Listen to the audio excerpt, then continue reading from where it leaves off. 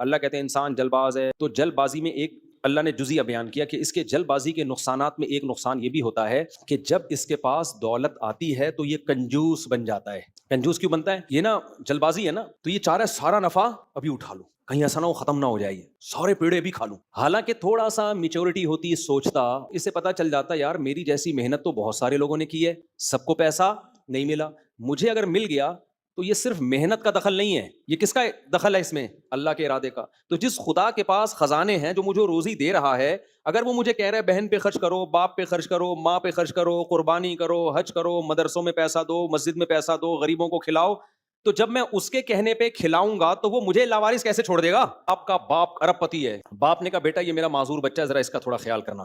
اگر باپ میں غیرت ہوگی نا تو جب وہ دیکھے گا کہ یار یہ میرا بڑا بیٹا نا اس معذور کا بہت خیال کر رہا ہے, تو آپ کو کبھی ضرورت ہوگی تو پھر آپ کا خیال کون کرے گا؟ باپ کرے گا. تو اللہ آپ کو کیسے لاوارث چھوڑ دے گا بھائی؟